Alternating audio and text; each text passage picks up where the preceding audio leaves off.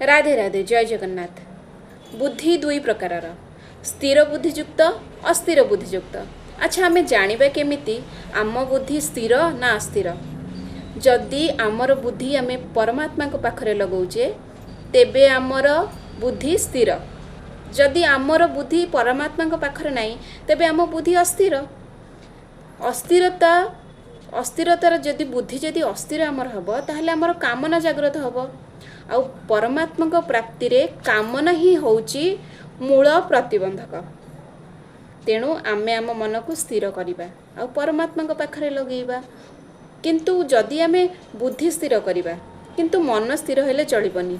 जदि आमे मन स्थिर करिबा ताहले तो आमर बाह्य कर्म ही बंद हो जिवो।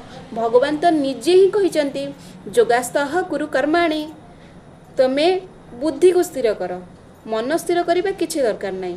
काहेकि ना हमकु कर्म ही तो करिबार अछि। राधे राधे।